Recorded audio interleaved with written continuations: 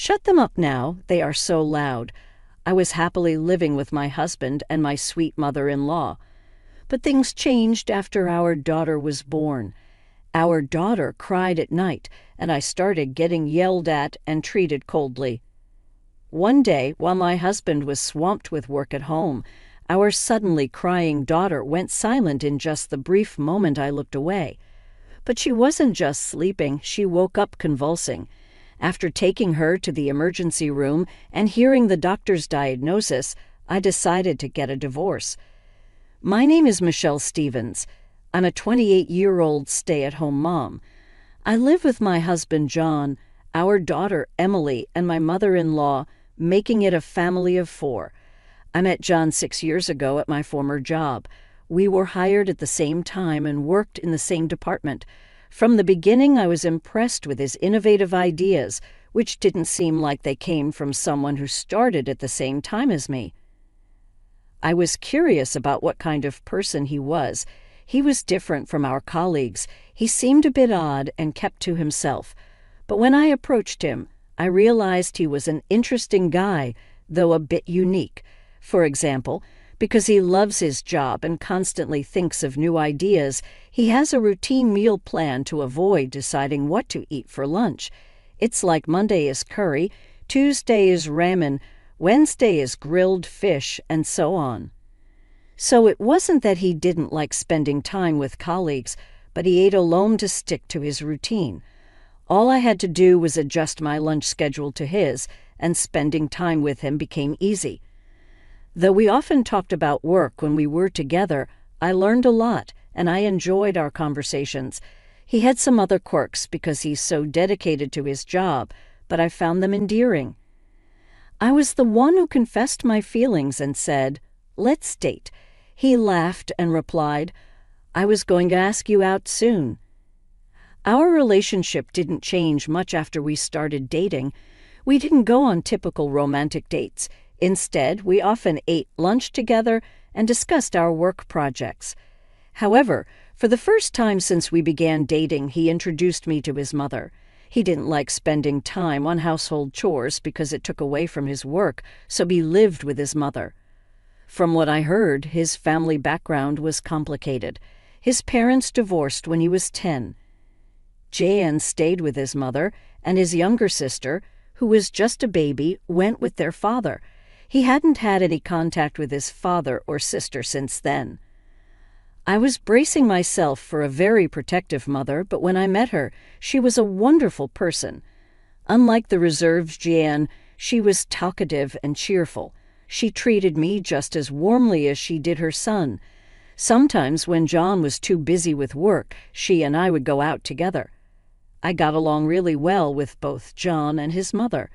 3 years into our relationship after John proposed, his mother jokingly said, "If John's getting married, I guess I should move out," to which I eagerly replied, "I'd be upset if you did. Living with you is one of the reasons I said yes to the proposal.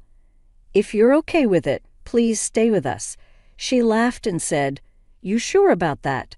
I might be hard on you." I laughed it off, saying, "Bring it on." John, watching us, laughed too. For the next 2 years, we lived together without any problems. She took care of all the household chores for John and me, who were both working. Even when I offered to help, she would say, "You must be tired." Let me handle it, and she'd do everything herself. Occasionally, on weekends when John was busy working from home, she and I would cook or bake together, which was always fun. Jan remained dedicated to his job even after we got married. I believe our home was cheerful thanks to his mother, and I was grateful for that. Things started to change when I discovered I was pregnant 2 years into our marriage. I felt unwell, and at the advice of John's mother, I went to a doctor who confirmed my pregnancy. John was thrilled when I told him, but his mother's reaction was lukewarm, considering how she always rejoiced in our happy moments more than we did. I sensed something was amiss. That night in our bedroom, I asked John about it. He explained, "Mom had postpartum depression after my sister was born." Dad was working in a different city at the time, so she had to take care of both of us by herself. It must have been tough. One day she left the house with just me. I haven't seen my sister or Dad since then. I regretted being so thoughtless and hurting her feelings. I didn't know there was such a backstory. If I'd known, I would have told John first and thought more about how to break the news to her. Seeing my disappointment, John smiled and said, "It's been almost 20 years since then. She'll be fine." Just as my husband said, my mother-in-law didn't change a bit from the next day onward. If anything, she became even more concerned about my health, preparing meals with even more attention to ensure I was getting all the necessary nutrients, and accompanying me to the hospital in my husband's place, among many other things. Feeling reassured by her, I decided to give birth here instead of going back to my parents' house. Initially, I had thought about having the baby at my parents' house, but it was in the countryside and quite far away. So the idea of looking for a hospital there and preparing to go back seemed like too much of a hassle. Luckily, my mother-in-law said, "I'll help you out," and I was able to give birth safely. I think I will never forget the moment my daughter Emily was born. She had already been precious to me while in my belly, but the moment I saw her face for the first time, I felt an overwhelming surge of affection and could unconditionally vow to protect her, no matter what, and make her happy. Both my husband and my mother-in-law were happy about Emily's birth, and I think that was the happiest time of my life. However, that happiness gradually started to crumble after bringing Emily home from the hospital. I took a year-long maternity leave thinking that I would help with childcare and household chores, but my mother-in-law said, "I've always taken care of the house, and that's not going to change. You don't need to worry about it."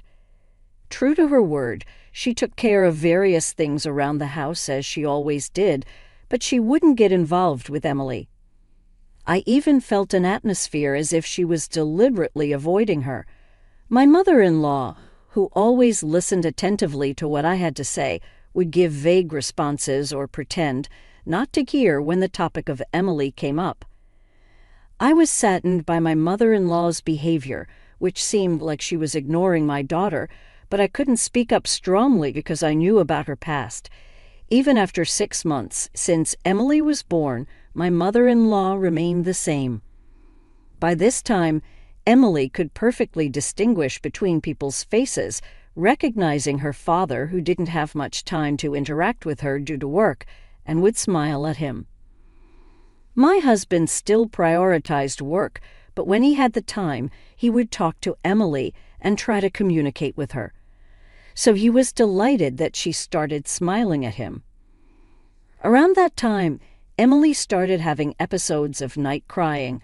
I haven't seen many other children, so I'm not sure, but I think Emily's night crying was on the severe side.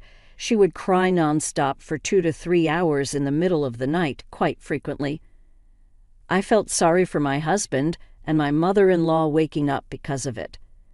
So I tried to soothe Emily in the living room or the bathroom, as far away from the bedroom as possible. However, since our house was not that big, they could still hear her.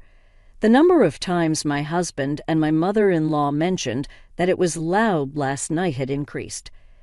Although my husband is one thing, my mother-in-law usually never complained about anything, so I think this was probably the first complaint she ever made to me. I tried my best to soothe Emily, but her night crying didn't stop. Gradually, my husband and my mother-in-law seemed to become more irritable, and their way of speaking became more and more rough, saying things like, "It's so noisy," and "make her stop crying." At the end of that year, there was an important planning meeting at my husband's company. Whether his project idea would be accepted at this meeting would determine if he would be tasked with a project in the next fiscal year. It was that kind of meeting.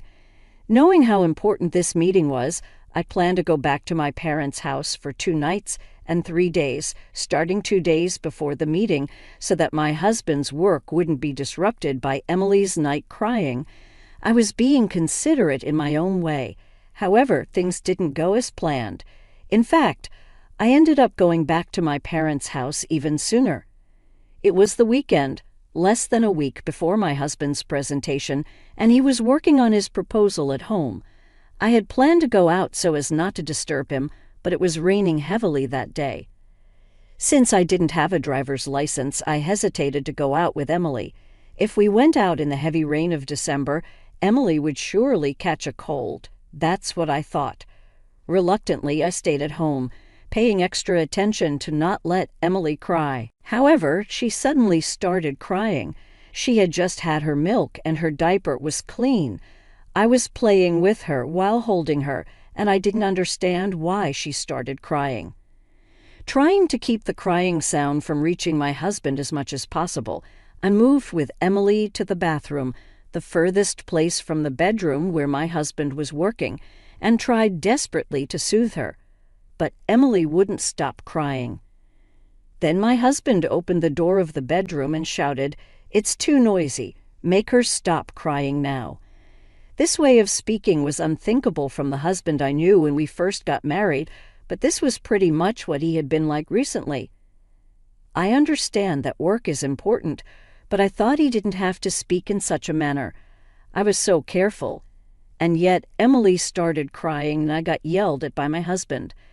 I felt like crying myself, thinking, but I thought that once my husband gets a break from work, things would go back to normal, and my daughter Emily, she'll stop crying someday, right? So I tried desperately to hold back my tears. I had just fed her, thinking that I needed to do something, but then I decided to give Emily another bottle of milk. I thought maybe if she's full, she might just fall asleep. Unfortunately, since I physically can't produce breast milk, I had no choice but to boil water and prepare formula. I couldn't just leave Emily in the bathroom while I made it, so I brought her to the living room and laid her down in a crib. My mother-in-law, who was there in the living room, frowned as Emily continued to cry and said, "Hey, when is she going to stop crying? John can't concentrate on his work, and I can't stand this noise anymore." Recently, my husband John and my mother-in-law have been acting like this. She helps with housework and talks to me, but when it comes to Emily, she doesn't touch her, and if she does, she just complains. That's how my mother-in-law has been lately. I apologized to my mother-in-law and asked her to watch Emily for a bit. I went to the kitchen and quickly prepared the milk. Even then, I could hear Emily's piercing cries. But by the time the water had cooled down and the milk was ready, the crying had suddenly stopped. I knew it, my mother-in-law did it. She got Emily to stop crying. I was touched when I returned to the living room. Just as I thought, Emily was asleep. My mother-in-law was sitting on the sofa reading a book. When I thanked her, saying, "You're really something else," she responded, "I suppose." But she seemed somewhat brusque. I felt a slight discomfort with her response, but I was relieved that we weren't disturbing John, so I didn't pay it much mind. However, Emily did not wake up even after about 3 hours. If this continues, she won't be able to sleep at night and might start crying again. That's what I thought. So I decided to wake her up. But even when I called to her, Emily wouldn't open her eyes. When I tapped her lightly on the shoulder, she opened her eyes, but she seemed dazed and her eyes weren't focusing properly. She was acting different from when she is usually groggy after a nap. I became worried and consulted my mother-in-law, telling her that something seemed off with Emily. But without even looking at her, she said, "It's probably just your imagination. She'll be fine." I believed my mother-in-law's words and waited for a while, but Emily's eyes never focused. Scared, I went to my husband, John, who was working in the bedroom. "I know you're busy, but can you take out the car? Something's wrong with Emily. She seems completely out of it. It's strange. I'm worried. I want to take her to the hospital. Please," I pleaded desperately. But John, seemingly annoyed, said, "Are you sure it's not just your imagination? What does my mom say? Your mom says she's fine, but she's clearly not okay to me. If Mom says she's fine, then she must be okay. I need to finish this today. Don't bother me." "But I'm really worried." When I said this, John raised his voice. "Give me a break. Can't you see I'm working? I thought she finally stopped crying, and now you want to go to the hospital. Don't be ridiculous." I was so stunned by my husband's outburst that I couldn't say anything. Then, turning back to his computer, John muttered, "I never wanted a kid in the first place." His words still ring in my ears to this day. I couldn't believe my ears. It was unthinkable for John to say something like that, but I definitely saw him say it. I couldn't stop crying from the shock. I never thought John would say something like that. I left the bedroom still crying, but when I saw Emily, my tears dried up. She was having convulsions. I thought something was wrong. Just a moment ago, Emily seemed perfectly fine. She didn't look ill at all. Panicking, I called a taxi and rushed to the emergency room. I couldn't stop trembling at the thought of something happening to Emily. When we arrived at the hospital, a pediatrician saw us right away. "There's a possibility of shaken baby syndrome," he said, and decided to do a CT scan on Emily. I didn't know about the disease, so I frantically looked it up while I was in the waiting room. Shaken baby syndrome is apparently a condition where a baby whose neck muscles are still undeveloped suffers brain damage due to being violently shaken. I learned that in severe cases it could lead to death, which made my blood run cold. For a while, I was stunned and couldn't think about anything else. I don't know how much time had passed, but I was called in because the doctor wanted to discuss the results of the examination. Fortunately, Emily doesn't have any hematoma, and she's calmed down now since we've given her an anticonvulsant, the doctor said, bringing me relief. However, the doctor then said something unbelievable. "But you know the mom. When the nurse was undressing Emily for the examination, she found marks on her neck and shoulders that looked like they were made by an adult's fingers." I don't mean to be rude, but have you ever abused your daughter? I didn't understand what he was implying.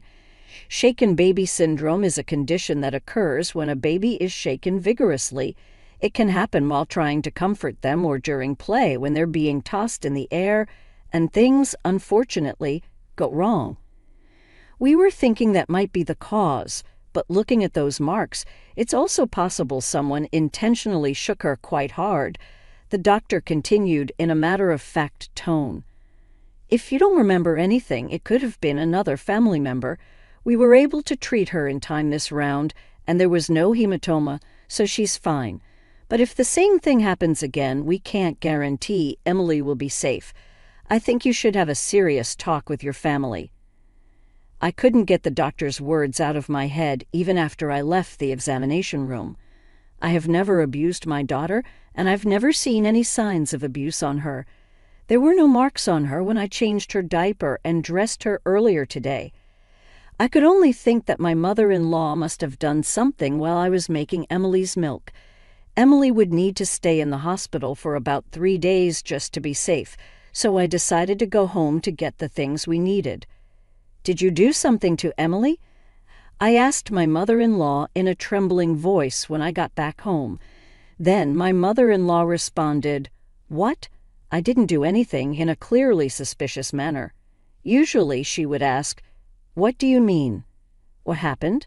Did something happen?" But this time she just denied it without asking anything. "Tell me the truth."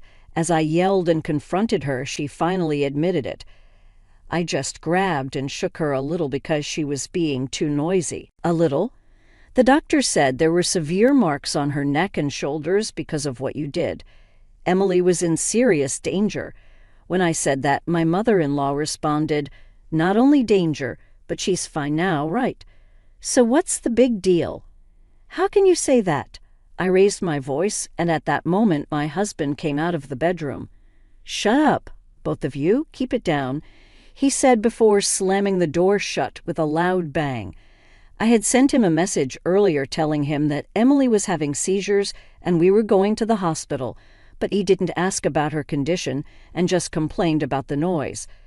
My husband, who did not seem remorseful at all for putting our daughter in danger, and my mother-in-law, who was unapologetic and casual about the whole situation. I had thought we had a good relationship, but it turned out I was wrong. That moment was when I lost all affection for them and gave up on this family. Then I hurriedly grabbed the bags for the hospital stay and my own belongings and left the house. Luckily, I had planned to return to my parents' house, so I had travel luggage ready, and I grabbed that in the taxi heading to the hospital where my daughter Emily was. I made up my mind to get a divorce. Some might think this is an overreaction, but for me, it was a big deal.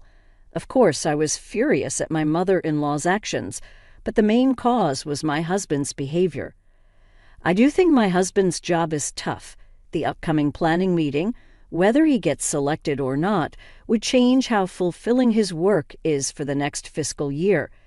But that's not the kind of job you continue doing, neglecting the fact that your daughter has to go to the ER and is hospitalized. It's not a life-threatening job, nor is it a job that only he can do. It's about whether he becomes the project leader or the assistant. Yet I was fed up with my husband, who is the only father Emily has, for not coming to us, let alone asking about her condition. 3 days after the admission, Emily was safely discharged from the hospital. Intending to divorce my husband, I did not return home but went to my parents' house. My husband and mother-in-law were supposed to visit my parents' house from that day, so they probably didn't think anything of it when I didn't show up. They didn't contact me. Back at my parents' house, I told them what had happened. My mom hugged Emily and me, crying, and after my dad angrily slammed his fist on the desk, he said, "You don't have to go back there. Stay here with us. I'll protect you and Emily." I broke down in tears at his words. After that, my parents and I started looking into divorce. With our layman's research, all we could understand was that divorce seemed difficult. My mother-in-law's actions weren't continuous, so it couldn't be considered abuse. If the other party contested the divorce, it seemed like it would be difficult, even if it went to mediation. So I decided to play hardball. On the 3rd day at my parents' house, I received a message from my husband John saying the presentation went well, so come back home. Let's celebrate its success. Irritated by his carefree attitude, I decided to go back home once to talk about divorce.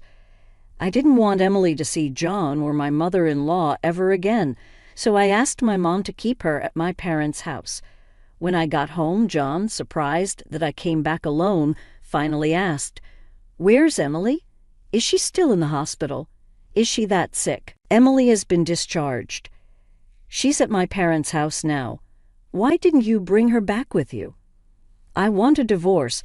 Both John and my mother-in-law were stunned. What? Emily was safe this time, but what if you had shaken her more violently? If I hadn't noticed and left it be, Emily might not have made it. Thinking about it, I'm scared of you, and I tried to continue pointing out John's issues when he interrupted me. "If you are scared of my mom, we can live separately, so please reconsider the divorce." At his words, my mother-in-law confronted him, saying, "What? You'd choose Emily over me?" Ignoring her, John said to me, "See, isn't that okay?" I continued what I was saying earlier. "No, I am disappointed in you, John. I can't believe you said, 'I never wanted kids,' and I'm disappointed that you prioritized your job over our daughter's life. Whether we live separately from your mom or not, I can only think of divorce." When I said that, John grabbed my hand. No way I was out of my mind back then because of work. "I love you and Emily, I apologize, so please don't talk about divorce." I think words and actions under pressure reveal true feelings, so I can't trust you anymore. "I won't divorce you, even if it comes to mediation." His words made my heart race. This would be bad for me if it went to mediation. It would be difficult to accuse his mother of abuse and use it as a reason for divorce, as I had researched at my parents' house. So I decided to tell them a lie that I had thought of at that moment.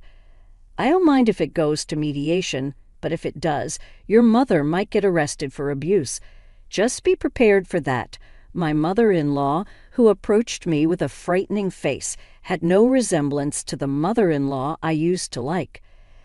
I was suspected of abuse at the hospital. I told them I didn't do it, and I got a medical certificate.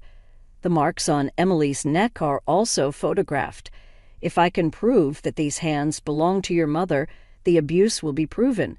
If John insists on going through divorce mediation, I will submit the medical certificate and photos. In reality, this method had almost no effect. Even if it could be proven, it might not be considered abuse if they realized it was just a one-time incident. However, they seem to believe it. That would be a problem. Please think it over again. I have no intention of reconsidering. Besides, if you're going to file for mediation, I will comply, but I will make sure the dates are on weekdays. Can you prioritize us over your important work? John flinched when I said this. His mother was constantly begging him, "Hey, John, please divorce her. I'm going to get caught." For a while, John was silent, deep in thought. I added, "I will use any means necessary to divorce you, even if it goes to mediation, even if your mother gets arrested, and even if you have to take time off work. It won't change the fact that we are getting divorced. If that's fine with you, go ahead." After thinking for a while longer, John reluctantly agreed to the divorce. Throughout the discussions about property division and child support, John repeatedly asked, "You're kidding, right? And can't you reconsider?" But I ignored all of it. In the end, we agreed to divide the assets in half and set the child support at $400 per month.